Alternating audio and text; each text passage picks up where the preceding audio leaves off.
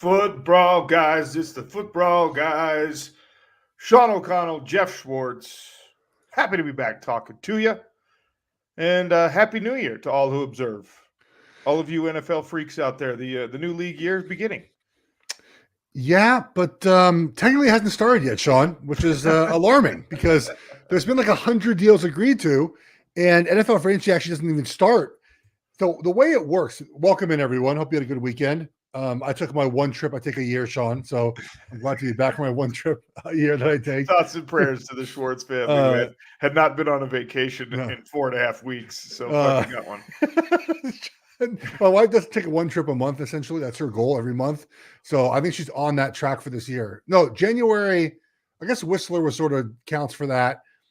Cancun. I guess Whistler sort of counts as a trip. It was end of December though, so I don't know if that counts for January or not. Because we did New York, in New York for a weekend and Whistler. No one's here to listen to my vacation stuff. I'm back. I'm glad to talk free agency. As you guys know, the legal tampering period started yesterday at noon.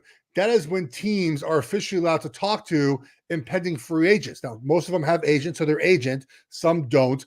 But Sean, we know that the system is abused because as soon as it started yesterday, deals were leaking out. The biggest deal of the day was Kirk Cousins going to the Atlanta Falcons. And we'll talk about that in depth in a second. Out of the combine, that was known. It was reported. Cousins going to the Falcons. Okay, like these deals are talked about. I don't know why we have the legal tampering period. My free agency year in 2014, I think it was the first or second year of the legal tampering period. And it was actually the morning of my wedding, oddly enough, but we sat down and a bunch of teams called my agent at 9 a.m. Pacific. But before that, my agent was sort of like, yeah, I kind of know what we're going to get. And I kind of know what teams like you. And guess what, Sean? The teams that called and the money was exactly in the range he said it would be in. So to have this sort of legal tampering period is a joke. Just go back to how the way it used to be. Free agency starts on Tuesday at 4 o'clock and just announce the deals then because they're talking behind the scenes. So these deals all get done. There's upwards, I think, of 100 contracts, Sean, that got done in this little tiny window we've had. And the league year doesn't even start yet. They can't sign the contracts yet. That is a weird part about it. Like I agreed to a deal with the Giants, but couldn't sign it for 2 days. You're just like, oh man, well, I hope it still counts. That's for me. That would be nerve wracking. I would have to tell my agent, like, look, you work all this stuff out, but do not tell me until I can actually sign it because that it's not official. You don't count your chickens before they hatch thing. That's like one of my bugaboos in life. That would drive me crazy. And, then you have to go get a physical too. So like, it's not even done. Like even when I flew up to New York that day, it wasn't done yet. They were still sort of talking about certain details. Physical happened, signed the contract. So these guys right now, and look, there's a lot of guys and it's great. Look, these second contracts, as they call them, man, they're life-changing for most guys. It's fantastic. It's super awesome to see these guys get paid. We'll talk about guys that may be low, high end, whatever it is. But this sort of, you've made it, right, Sean? You've made it. A lot of guys now will have generational wealth. And you grind for this. If you're not a first round pick, you don't have this money. I know people think that, if you're a second round pick, you're in the couple $1 million range. That's a lot of money. It's not generational wealth. Guys that are signing the last 24 hours, for the most part, these second contract guys, it's generational wealth time. Even for guys that are signing, the Nick Allegretti was a backer for the Chiefs for a couple of years as an offensive lineman, started games here and there, started the Super Bowl, did a great job. I think he signed like a 3-year deal for $16 million. That's generational wealth, right? There are guys that sign $100 million, but $16 million is a lot of money. So I'm really happy for everyone who was able to get paid. But again, I mean, it's a fugazi tampering period. Everyone sort of knows what they're going to do, how they're going to attack it, and it got done quickly. What's the penalty for illegal tampering? Like if you draft picks. It's been in the past. The Chiefs got banged for like a Jeremy Maclin thing with it was 2014, I think. They got in trouble because they tampered with him. Because remember, he was with Andy Reid in Philly, and there was a weird tampering that happened. Again, I find it kind of silly. Like agents talk behind the scenes. I've said this before on our radio show. If I have an agent, you have an agent. If my agent is not going behind the scenes, talking to bosses from other companies while I'm currently employed, then she's not doing her job, right? Like That's right. that's the job of an agent. It doesn't mean you're going to leave or want to leave. I like where I work. All right. Liked, I guess, where I worked in one place, but like, but the agent's job is to be behind the scenes. We talk about this in college football, right? With what happened with the Saban retirement. It came out last week, Sean, that he was contemplating this for a year. Yeah, no shit he was. You know, like, and the agents behind the scenes were talking for months about this. So if your agent's not doing the work behind the scenes, they're not doing their job. They have to keep up this idea of tampering because of fairness, right? They want it to be fair. There was, I think, didn't the Eagles have to give the Cardinals a draft pick or Cardinals have to give the Eagles a draft pick for Jonathan Gannon? There was some tampering with coaching hiring recently. Like, it's kind of dumb, but I get why they have to have the rule. But again, like, no one's going to care that the Raiders talked to Christian Wilkins too early. Like, congratulations to him. I'm glad he got the money. Yeah, 110 million, by the way. Although I guess we should only talk about guaranteed money in these contracts. But you know whose agent deserves whatever he gets, and Mike McCartney. Well, yes, but also Kirk Cousins. I mean, that's one of the most that's talked him. about. That's his agent. Mike McCartney. Mike McCartney is the agent. Yes, I thought you said Mike McCarthy, the coach of the. No. It's funny because Mike McCartney on Twitter, people think he's Mike McCarthy, and they send him angry tweets on Saturdays and Sundays and Thursdays, and he answers like he's like, no, he was my agent in the NFL. I had two agents. Mike was one of my two agents. He's fantastic. He should teach a class on how to do this. Okay, so I mean, good for him. Good for Kirk Cousins. What are the Atlanta Falcons doing? Okay, great question. So I think if you look at it from the aspect of there's different tiers of what you're trying to accomplish in the NFL, right? I think that you should always strive for Super Bowl. We know, Sean, that's not possible in a lot of places, all right? But the first sort of way to get in that conversation is to have a division win, right? To win your division, get a home playoff game because you're going to be a favorite most often. You get to play at home, and then whatever happens, happens. We've seen over the years the 5-seed Bucks, and that was Tom Brady, obviously, but the Giants, the Ravens have done this before. The Chiefs had 2 road playoff games. Teams are starting to win more often going on the road, essentially, which used to never be the case. You have to have a bye to get to where you're going. Not so much anymore, right? So if you look at the Falcons, they have the 8th pick in the draft. The top 3 quarterbacks are gone. We've talked about the top 3 quarterbacks already. The next tier quarterbacks, who we've discussed on previous shows, Sean, they're okay, right? Like, I'm not sure the Falcons felt great about J.J. McCarthy at 8 or Penix or Bo Nix or whoever else was next up on their list, okay? So you say to yourself, Cousins, I think, is at the best, right? Sean, like what? 7th to 10th best quarterback, somewhere there? He can be. I'd put him closer to that 10th than 7th. Okay. Sure. Okay. And so you say, look, in this division with Bryce Young, Baker Mayfield, and whoever the Saints, Derek Carr, I guess, if we bring in Cousins with the weapons we have right now, and I can actually give you a tiny bit of a scoop here. The Falcons won in Mike Evans, too. There was interest in Mike Evans. He went back to Tampa Bay, but they wanted Mike Evans, and they wanted Cousins. They wanted to go big, right? Because you will win the division. And with the Falcons having their roster, with Cousins coming back to form. Now, that's the problem, right, Sean? Is that he's 36 years old off an Achilles tear. And he's not a mobile quarterback, right? So that's my concern about the move. But I understand saying, look, man, it's basically a 2-year deal. We can win our division 2 years in a row, get home playoff games, and then you never know what happens. Okay. I'm glad you explained it that way. When you talk about a hard cap league and you talk about the amount, the percentage of your cap that you have to commit to somebody like Kirk Cousins, whose upside is how do we characterize it? It's limited. His upside is already set. His upside is established in terms of like the glass ceiling that exists with what Kirk Cousins can and can't do in the league. And that's where I say, well, what are you doing? Because I agree with you. I think the top 3 quarterbacks in this draft are already gone by the time that you get to that number 8 pick. And if you're staying at number 8, you're not planning on packaging and moving things up. You want to hold on to that 2nd round pick as well, which makes sense. I still don't know why you sit back and say, would I rather have Kirk Cousins at this cost than Bo Nix on a rookie deal?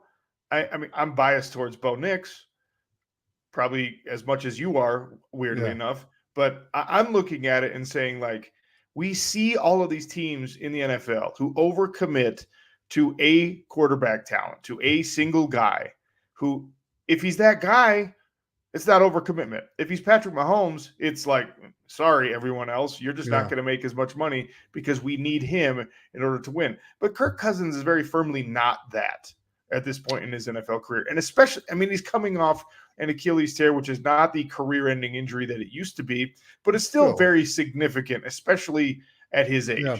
So I'm looking at this and I'm saying, if all other things were equal, if you were going to pay them somewhere near the same amount and have the cap room and the flexibility around him, fine. Kirk Cousins is the veteran here. But that's not the case at all. You have to overpay because he's the best available free agent quarterback. Yeah. So you have to overpay to get him there.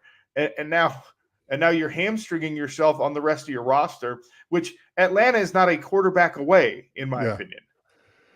Well, not a quarterback away from winning a Super Bowl. I would agree there, but they are a quarterback away from winning the division. Again, it depends what your goal of this season is, right? And what your goal of your franchise. I would argue again, like we'll get to Pittsburgh in a second with Russell Wilson, which obviously didn't. I don't think it happened yesterday, but like the goal of your team for the Falcons is like, let's win the division first, worry about Super Bowl later. And this does get you there. It gets you closer to that goal, Sean. Now, again, does it get you to the ultimate goal of winning a Super Bowl? No.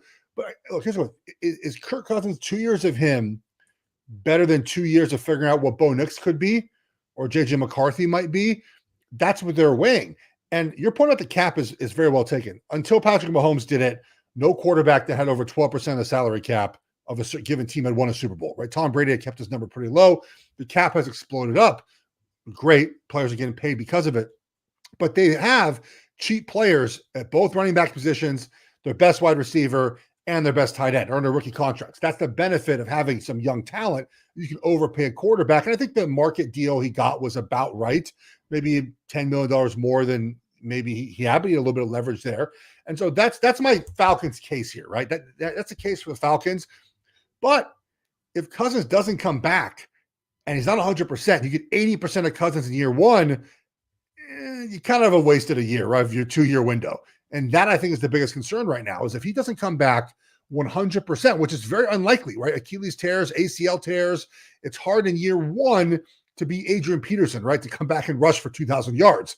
A lot of times, you play at about 80, 90%, right, Sean? And then year two, you're back to 100% and however good you can be. So that's the concern. You pay them all this money and you don't get 100% of Cousins in year one. I also need you to explain for me how winning your division a couple times gets you closer to your overall franchise goal, because if that's the ceiling, and we've talked about that, if that's the ceiling, this is not college football where you start to win a little bit and then that winning breeds success and makes you more of a destination for great players recruiting wise. Your boosters pay more money into your NIL. That's not the NFL. That's not how the NFL model works. I mean, if you're good enough to win your division, but you're not good enough to win anything beyond that, you're not good enough to make it a trip to the conference championship game or whatever. I suppose if you're a successful team, you're in a more appealing spot for other good free agents in whatever that year is. But also now you're dealing with a bigger cap number, like we just talked about. You're not dealing with that, offensive core talent being on rookie contracts anymore. And you're dealing with worse, inferior draft picks because your success in previous seasons. So how in the NFL model of, rewarding success with lesser draft picks, how does that get you closer to a Super Bowl victory if you're just like good but not good enough? Well, again, I think for the Falcons, they haven't been the Super Bowl, the playoffs since 2017, right, Sean? It's been a long time. And I think maybe ownership, general manager there, brand new coach, they're choosing a little bit of stability over 2 years, make the playoffs, over maybe JJ McCarthy's the guy. I've watched JJ McCarthy, not a lot. I'm not going to pretend I'm one of these guys that watches every single snap of his. I've watched enough of McCarthy to be like, look, I like Bo Nix. You like Bo Nix. We like Penix. Like that doesn't strike me as guys in the next couple of years that maximize Drake London and Pitts and Bijan Robinson and Algier. Like that's part of it too. I think it's like, how do we maximize these young players now? We get them a franchise quarterback that's done it before, that knows how to use these guys. He's had weapons in Minnesota. He used them well. And if I'm a Falcons fan, then you just accept, like, we're going to be a playoff team. That's the goal. We're probably not winning a Super Bowl. I will say this, though. The NFC this year, who you're putting your money on right now, the Niners, is that the team we're putting the money on to get back to the Super Bowl? Like, yeah. Other than that, the Cowboys right now are down 2 offensive linemen, and they're the Cowboys. The Eagles right now doing some rebuilding, not rebuilding per se, but they're readjusting some parts on defense. Kelsey retired. They signed their own guy back, like new OC, new DC again in Philadelphia. Is it the Packers with Jordan Love? Is it the Lions again? Like, I think the NFC is pretty wide open. If you're the Falcons, you feel like maybe this is the opportunity now with Cousins. Again, not winning a Super Bowl, but let's get in the playoffs and see what happens. So I get that idea. I don't always agree with it because I don't think the Steelers should be signing Russell Wilson at all. The Steelers are a franchise, Sean, that should be striving for Super Bowls each and every year. That's who the Steelers are. It's what they've been. They've made the playoffs enough. They're a playoff team a lot of years. We know that Mike Tomlin has not finished under 500 one time in his career. Russell Wilson gets you nowhere closer to any goal you ever have. You're not winning a Super Bowl with Russell Wilson as your quarterback. Third best at best in your own division. Cousins is the best in his division. Like, that's done. So at least the Falcons have that, right? Like, the Steelers. Put some respect on Baker Mayfield's name. Baker had a great year, but Cousins is better than Baker if they're both healthy. The thing, like the Steelers signing Wilson, Sean, there's no upside. You're in the exact same position you are next year. Hey, I need a quarterback again. Are we going to the draft? Are we like so? At least I can make the argument the Falcons get him a little bit closer to a goal. The Steelers, they get no closer to any goal. Having Wilson for a year. I listened to 3 different radio shows yesterday talking about asking that question: is Russell Wilson the piece that was missing that's going to get the Steelers back? And I'm like, wait, which Russell Wilson are we talking about? Is this like time machine Russell Wilson who goes back to 6 years ago in Seattle? Or are we talking about current Russell Wilson who just got chased out of Denver for being one of the worst personnel moves in NFL history? I'm guilty of this. When you can buy something at such an incredible bargain that at one point in your life you perceived as having like super high value, sometimes you do it and then you get it and you're just like, why did I do this? I don't actually need this right now. I'm not even going to ride this motorcycle. I wanted it when I was 25. Yeah. I don't want this thing now. I think that's what happened with the Steelers. They were just like, you know what? Everyone's kind of the same, right? They've all been there for too long, and they're just like, Russell Wilson, we can get Russell Wilson, and the Broncos have to pay $38 million of his contract. Boom, get him. That's a discount. Let's go. And then they're going to get him and just be like, oh, dang it. No, this is not. Why is he a discount? He's a discount for a reason. Yeah. I respect Mike Tomlin and the Pittsburgh Steelers. I respect that each and every year they try to win. And you can certainly rebuild on the fly. That's a thing that teams have done in the past. It happens. Most often, you have to be pretty bad, draft a quarterback, Sean, and then become good again. Like, that's sort of the way it is, right? You can trade for quarterbacks. I mean, the Chiefs traded for Alex Smith, right? Like that. They didn't draft a quarterback after they were 2-14. Wasn't a quarterback year either. That's why I traded for Smith. So you can find ways to get better. But if you're the Steelers, at some point you have to do one of two things to become what you want to be, which is a Super Bowl championship team. You have to decide, we're going to be bad for a season. I tweeted out to Russell Wilson my thoughts. I go find him. You can tweet out Jeff Schwartz. And some Steelers fan replied back with like the 7 positions they need this season still to fill, besides quarterback. So maybe this is the year. We're bad this year. We just accept we're bad. We roll out Mason Rudolph, and they don't lose games. They win them in the most Steeler way possible. But we go 5-12. We'll draft 7 overall next season, draft a quarterback. Or you say, look, we're going to trade up. This is the New England at 3 is a fun pick right now. Because New England at 3 could say this, Sean. We're so in the hole with our roster right now, and we don't really love Drake May or Jaden Daniels, that we're going to trade out of 3 and just draft as many good players as we can this year and worry about quarterback next season. That's certainly a plausible way New England goes about the draft. So you go to 3 if you're Pittsburgh and get yourself Drake May or Jaden Daniels. At some point, Pittsburgh has to decide, I got to get young at that position, not Kenny Pickett. Not like, oh, I hope Kenny Pickett's good. Like, he was drafted 20th overall in a bad quarterback draft. Go get yourself like Kenny Pickett. Yeah, the memes were great about him, like about the Russell Wilson thing, like his little hands reading the tweet about like. But you just have to decide, like, let's go get ourselves that core quarterback, and because again, Russell Wilson, gets you were 10-7 last season. And look, I see who's going to say, we're 5-1 in the AFC North. A mistake that fans make and that teams make is expecting the same results year over year. That's not what the league is. Look how much turnover we saw in the last 24 hours. Unless you have Patrick Mahomes or Tom Brady, you cannot expect that. It's not the way the league works. Look at what happened in Jacksonville or the Chargers last year, right? Two quarterbacks you thought were ascending to the top of the mountain. It's not the way the league works, okay? And so to say, we were 5-1 last year, we could just run that back. You beat Browning twice, and you beat the Ravens in week 18. They weren't playing anybody, okay? And you lost to DTR or whoever was playing for the Browns in that week. You lost 13-10 to them. No, it was Walker, DTR, right? Whoever it was. You can't do that. You got to look at each year individually. And right now, you're rolling out at best the third quarterback in your division on a roster that needs a little bit of work. That's at best, Sean. If Deshaun Watson becomes good again, they just Browns aside Jameis Winston, by the way, as we're talking.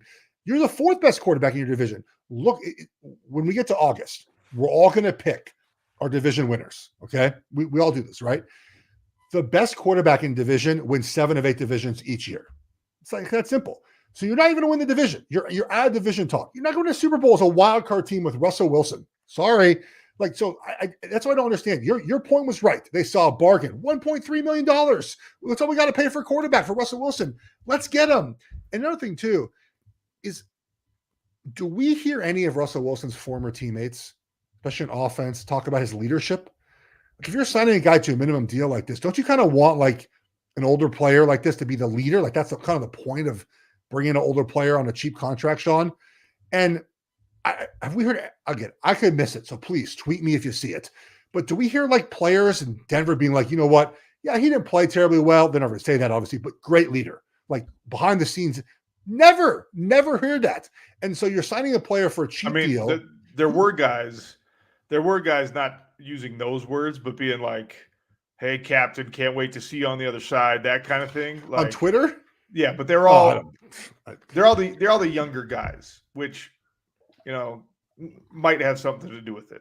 Guys that were fans of Russell Wilson, got to play with Russell Wilson, and now we're I could see that being a thing. You'd have to tell me if it happens in the locker room where you're enamored with the idea that you get to catch passes from a guy that you watched growing up.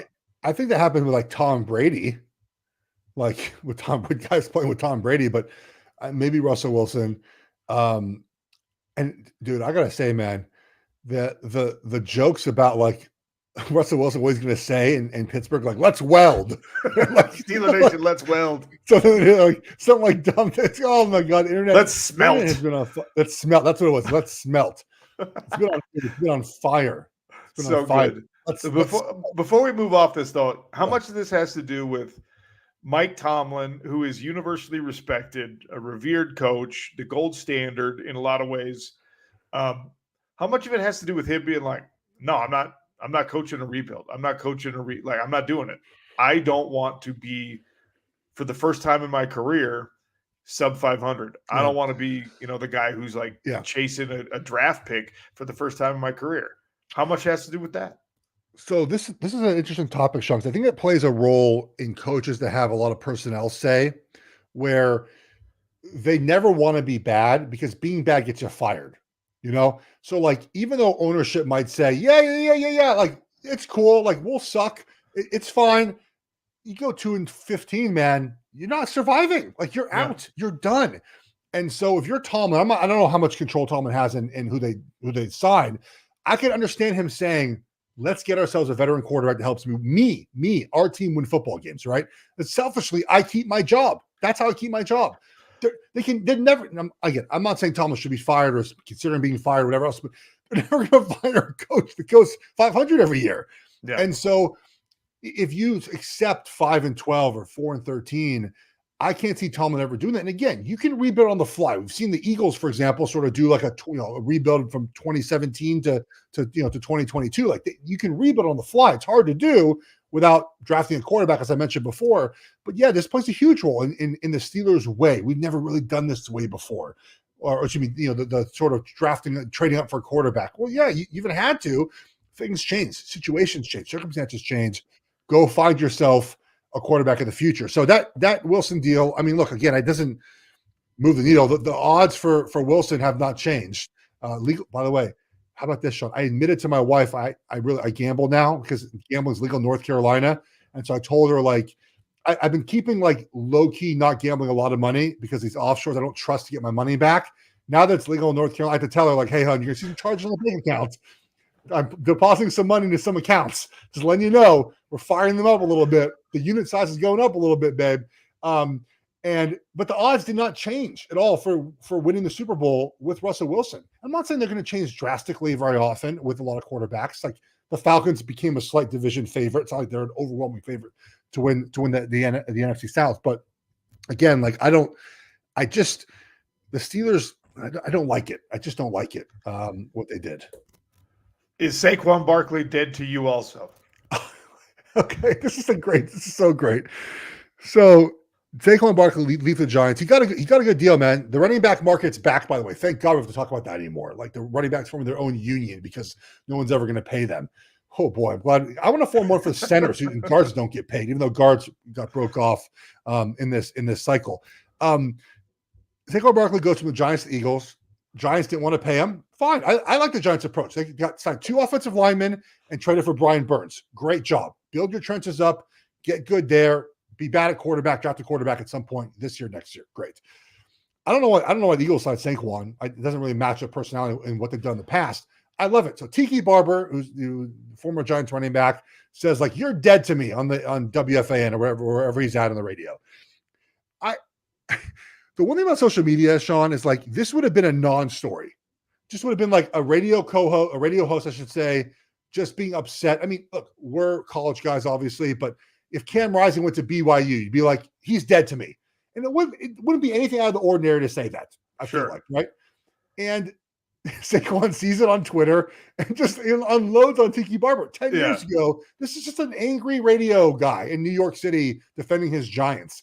It's such a non-story, but perfect for 2024 on social media.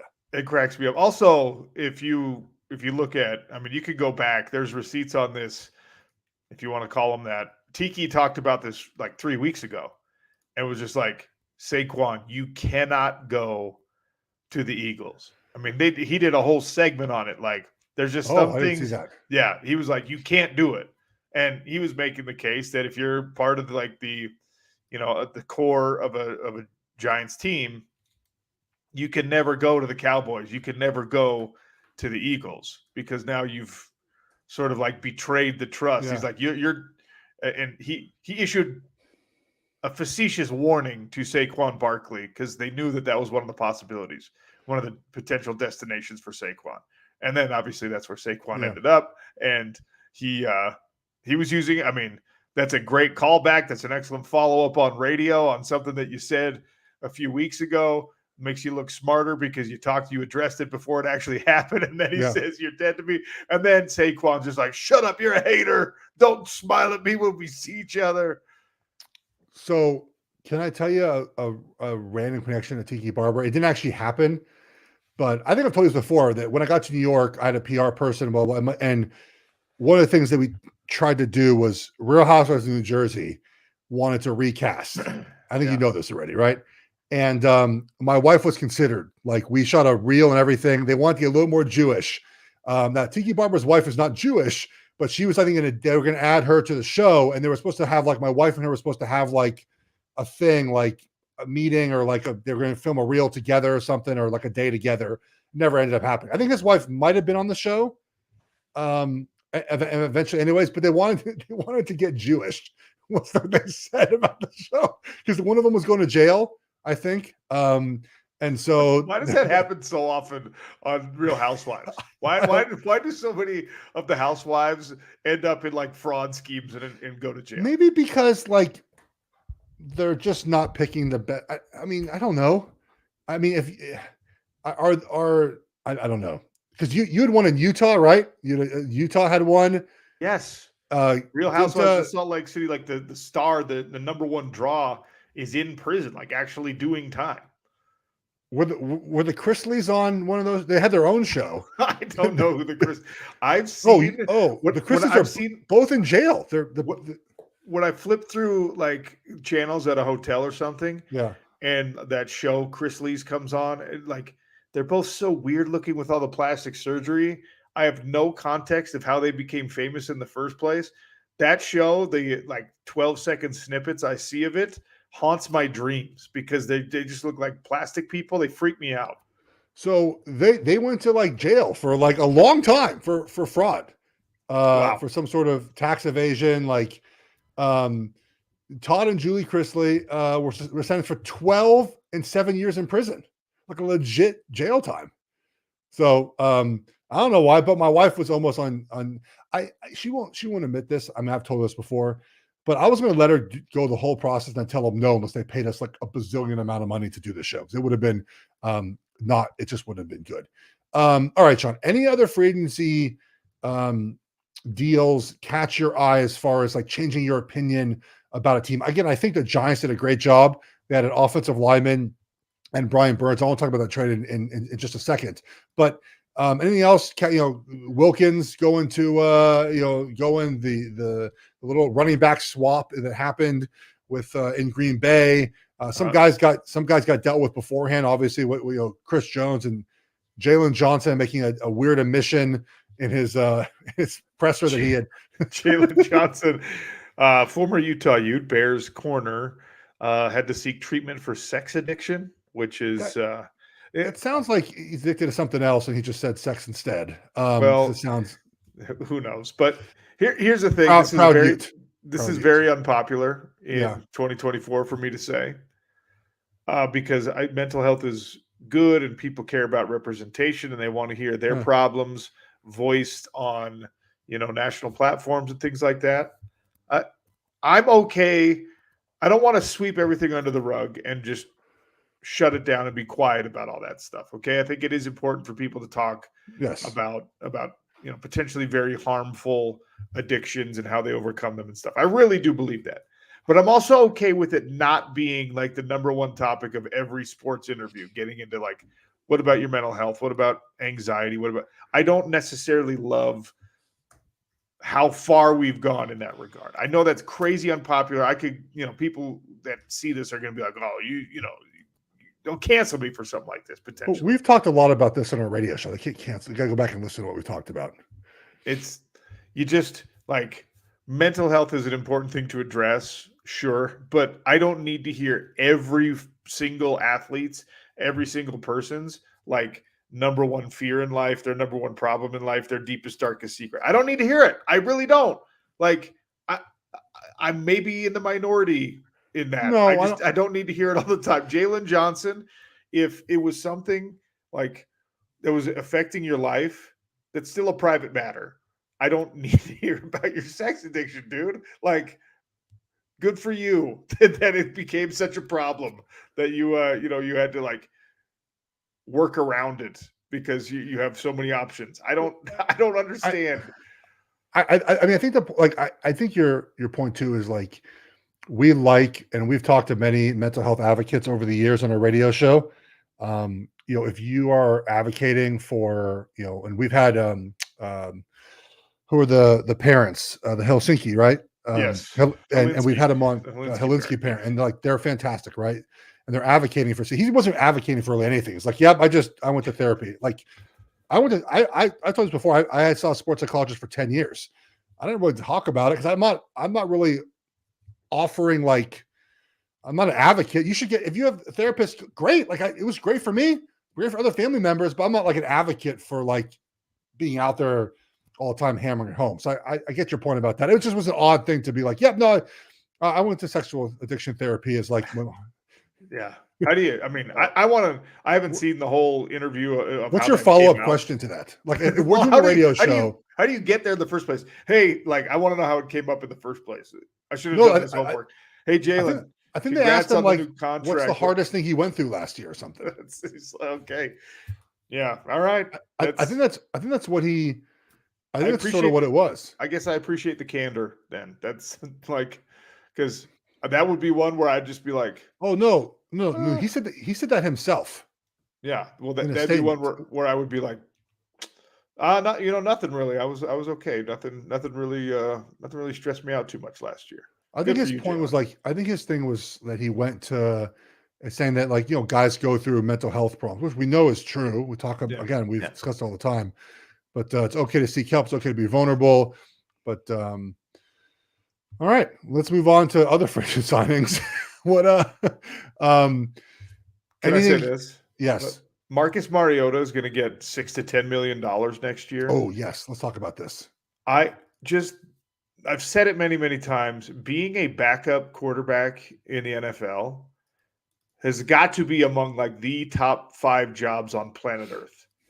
Because I know that everyone wants the glory and the fans wearing your jersey and chanting your name and making $50 million a year. But the thing is, Marcus Mariota is going to be talked about when his career is over as a guy who never fully lived up to his football potential, never really became on a football field what maybe we thought a Heisman Trophy winning quarterback was going to become.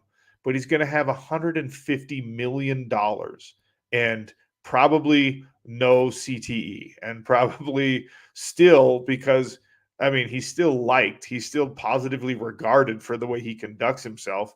He's still going to like never have to buy a dinner or a drink, and he's still going to have a car dealership named after him. Like the guy, I know it's not the sexiest thing when it comes to, he's not Tom Brady, he's not Peyton Manning, he's not even going to be talked about the same way that Aaron Rodgers is, but the guy's going to have so much money without destroying himself the way a lot of other players have to.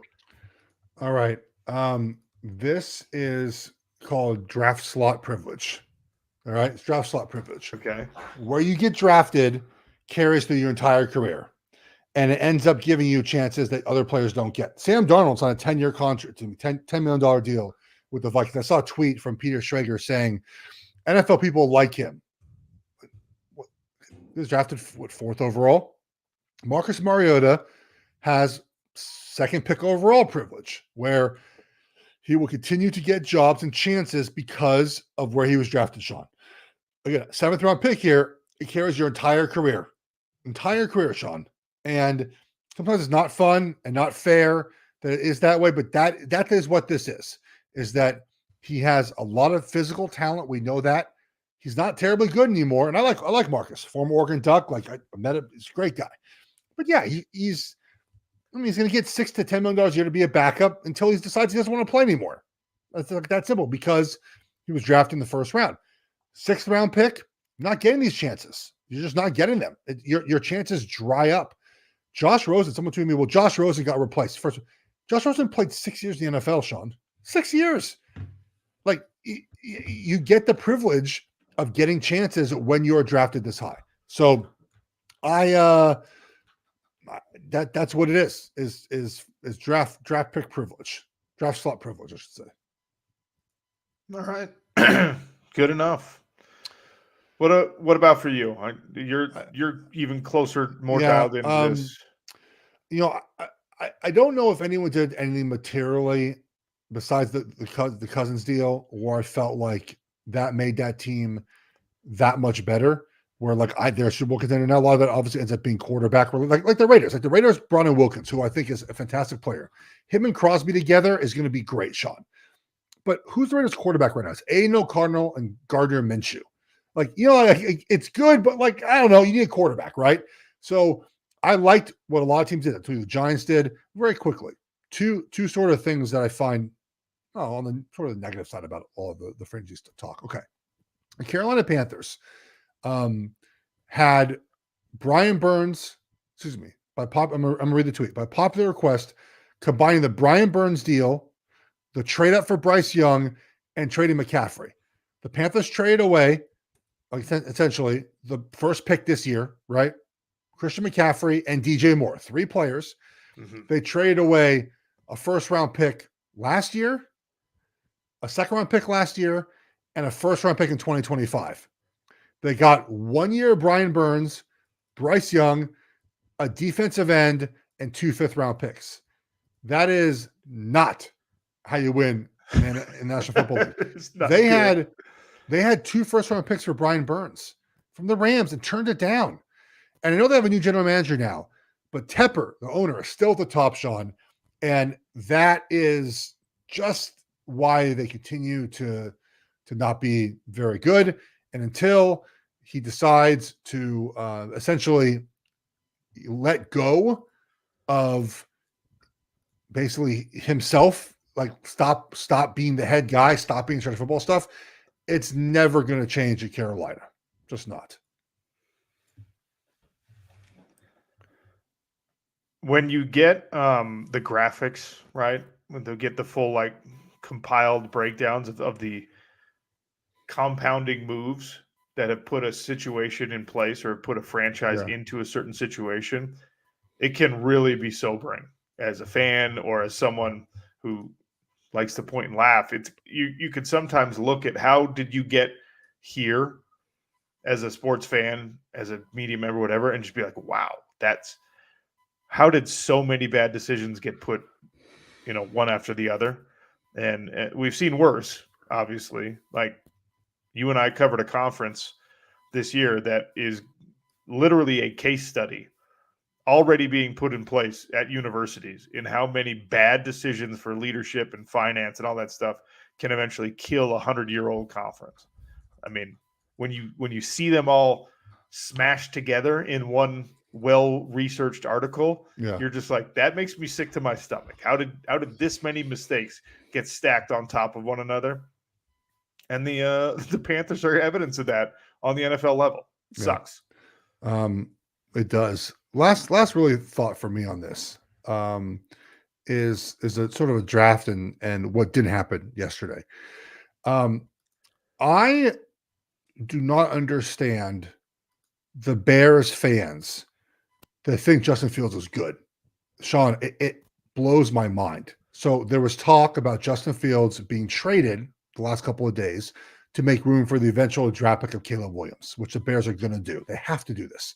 You cannot walk out of 2 straight drafts, picking 1 overall, and not have a new quarterback. I don't know what number Bears fans want to use that sort of tells me Fields is good. His QBR is 23rd from last year. That's his best season. His quarterback rating in the 20s. His EPA per play, okay? That's like, again, it's negative EPA per play, which means on the average, he's a below average player, below replacement player, Sean. I don't know why people are so enamored with keeping him as the Bears quarterback when you have a guy in Caleb Williams who is very good. He's a franchise quarterback. He will be, and Sean, it blows my mind. I don't know if it's sort of like they're enamored by the running, because that obviously, I think people get enamored by that. Sean, he has started 38 games in his career. Okay. Now, quarterback wins. It's a function of everything around you at times, not just you as a player. How many wins, just in the end, how many wins does he have in 38 starts over 3 years? You tell me. He has 10 wins. He's 10-28 as a starting quarterback. Tough. Again, not a great number. I know quarterback wins is not a thing, quote unquote, a thing we should be focused on at all times, but also doesn't mean nothing. He's 10-28 in 3 seasons. I feel like when you're someone who watches football as much as we do, it's sort of easy to tell who has and who doesn't after 3 seasons. I'm not saying after 1 year, 2 years, after 3 years. Watch anyone. You're like, yep, got it, doesn't have it. I don't see Fields a guy that has it. And I don't know why Bears fans are obsessed with Fields as being their quarterback of the future. I think part of the answer for this is because if you look at his draft class, he's not as bad as the other busts. He's not as bad as the other quarterback situations. Like Trevor Lawrence has come out looking the best in that draft class, even though he's not maybe what everyone hoped he would be just yet.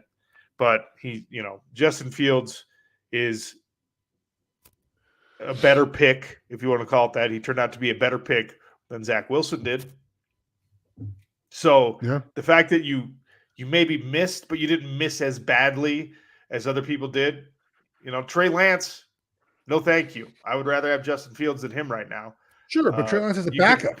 You could make that case about Mac Jones's pick as well. Maybe that's why. Maybe the Bears fans are looking at it and saying like, "Hey, there were 5 first-round quarterbacks, and we were 2 out of those. Number 2, second ranked in terms of success of the pick. So don't hate on the kid yet. Maybe I'm trying to put myself in the mind of the Chicago fans who want to defend that and want to defend him and not look when, like you said, when you have another opportunity to be the number 1 overall pick, you got to hit on it. But maybe that's also because people look at it and say, well, I don't know if Caleb Williams is such an obvious win.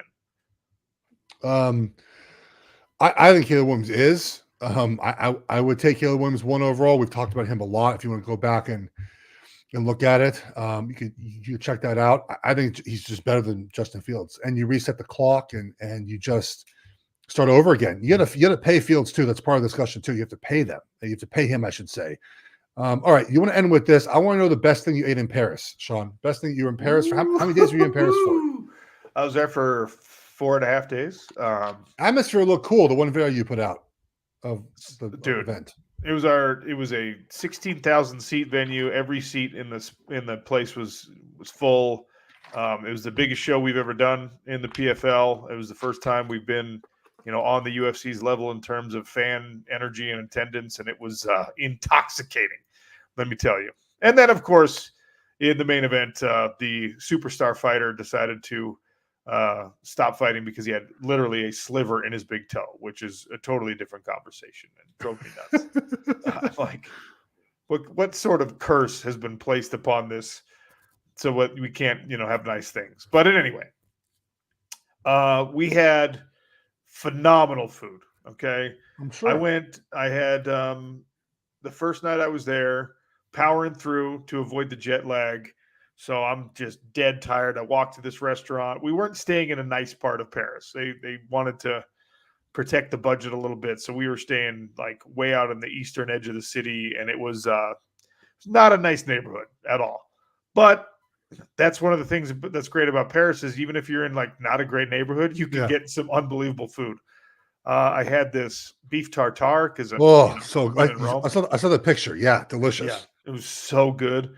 Perfectly executed. Do you like I don't like the runny egg on top. Sometimes they put on those. This one, so they had done it. It was like their like fusion version. So it was like a Japanese kind of like marinade on it. It was not. Good. It was excellent. And then we went to this super fancy. There's this Hotel Athene, which is right by the Eiffel Tower. It's like a $3,000 per night hotel, and we ate at their restaurant. Their food, though, not as good. The best place we went was Pepe Pizzeria. Turns out in 2022, Pepe Pizzeria, Geoff, won best pizza in Europe. And it caused a big stir because all these Italian people were just like, what are you talking about? Some Parisian pizza restaurant cannot be the best. But it's run by an Italian family. They speak Italian to you when you walk in, even though you're in Paris. You can get the menu in Italian or in French. And it was absolutely perfect. Every dish that they brought out was unbelievable. I ordered the brasaola, the beef charcuterie, and it was just like, how cured meats, I like cured meats, but you know how cured meats, a lot of them have that like sort of distinct preservative flavor? Yes. This one, no, none of that. It was like South African biltong. It was like, it was so good. So Pepe Pizzeria, sponsor the show if you'd like, because best food, best pizza I've had in my life, and in a trip full of great meals in Paris, the best meal I had. I think this would surprise you, knowing me well, but I loved Paris's vibe. Like just sort of sitting up all night. Everyone seems to just be enjoying themselves at all times. I mean, the first night we were there, we had dinner like 11 o'clock at night. Yeah. It just was a city that, again, not my personality. To be up late at night, it's much your personality, because Paris is aloof, and the people are just like, just don't talk to me, leave me alone. That's very true. Yeah, that is you. I am going to this conference tomorrow, and I'm very much looking forward to it because a lot of people that I know will be there. But just the idea of like the networking thing, which I'm good at. Don't get me wrong, I'm a great networker. My wife was like, "You got to suck it up, dude, and stop like not wanting to do things like this." It's not my thing. I'm a good networker though. I'm a very good handshaker. I'm a good handshake. Parents taught me good handshake early on. Yeah, well, it helps when your hand is double the size of a normal human's. You don't have to Sure, worry about you don't have to worry about how firm your handshake is. You know what I mean? The rest of us, we have to kind of worry. Well, to be fair, if I gave a limp handshake, people would think like, this guy's 6'6", weight redacted, gives me a limp handshake. No chance. I'm friends with this guy. No, Paris is awesome. I really enjoyed it. I hope to go back. We were supposed to do a Europe trip, but we got an expensive dog instead. Hey, look, PFL is going to be back in Paris 2 more times this year. So come on over. Come over and watch some fights. Do you need what can I have a role? Like can I get paid to go there? Yeah. You can have a role. What and doing what? Security. You could be one of our security guys. What about ring girl? Yes, you could do that as well. For a variety. You can have a ring girl and you can have a ring guy. Yeah. We're all for inclusivity, right? Yeah, that's actually, that there's when you have women fighting on the card, that's been done before, where you've got seriously a ring guy who marches the card around for the girl fights and vice versa. Obviously, I don't think they look like me though. No, they didn't. They look like John Cena. Yeah, they look different. It would be really great to have you over there. So we have a security detail that helps. Yeah. Every show, and there's a different one for the American shows and one for European shows, and they're great dudes. They're awesome guys. But also, I'm just like, every time I see them, and there's like this Parisian fight we had, for example. The main event was this guy Cedric Doumbé, who's a megastar in France because he was a kickboxing world champion. Yeah. I mean, Tony Parker came to the fights to watch him fight. I interviewed Tony Parker in the cage because he was there, and all he wanted to talk about was Cedric. Anyway, so he's this big star. So that his camp, he's got like a whole entourage of people, and his opponent is this kid named Baki Chamsudanov, and he is also French now, but his parents were Chechnyan immigrants. So like it's Cedric Doumbé's crew of like 15 deep, and Baki and like 15 Chechnyan dudes. And they were jawing back and forth, and they did not like each other at all. And we had to make sure when one of them was coming in to weigh in, the other group was not in there and stuff like that. And we have 2 security guys. So every time I look at them, I'm just like, are you really going to be able to stop anything if these professionally trained fighters with their professionally trained fighter coaches all start to like pop off and want to go after each other? Are you really going to be able to do anything? No. Wait. Okay. When's the next Paris trip? Because I mean, Marathon, if I tell her we're going to Paris, she's like in a heartbeat. She'll drop everything she's doing. May 17th. May 17th. I think she's going to St. Thomas though. Shocking. Tomorrow take another trip. Well, look, tell her to just move it around. She could go to St. Thomas the next week because when's the next one after that? I think it's sometime in August. Well, that feels more like August what? I don't know. You make me pull up my schedule now. I can maybe do August. That'd be fun though to go to Paris. I mean, would your wife come? If your wife's coming, then my wife would definitely shoehorn her way in for that trip for sure. Now, that might be something we could do. I'm not staying in a bad part of Paris though. I'm in for beef tartare. Oh wait, no, you're out. It's November, so it's a football season. Yeah, sorry. Nope, I don't like you that much to show up. Hey, look, May 17th. Tell your wife St. Thomas can wait. All right, we'll see you in Paris. Oh, that'd be fun though. Oh, that'd be fun. All right, Sean. All right, we've done a show. Great show for agency. It's been fun. Dude, Friday, you want to do Friday? I'll be back with my seminar. You know what? I got such FOMO now. I'm like, I want to come now because I was fine missing the sports media conference since nobody I really knew was going to be there. Now I'm like, I kind of want to go, but you'll have to tell me how it goes. I'm trying to find us a job. So I know. I know. That's the plan. That's the plan, to walk away with someone shaking someone's hand who can get me a job at some point. That's the goal. Radio job. I like my other job at Fox Sports, but radio job. Sean and I like talking, clearly. Yeah, so we do. All right, guys. We'll talk to you later. Football, guys. Oh, wait. I have to. Oh, sorry, guys. I have to end the stream. That's why I can't be in charge.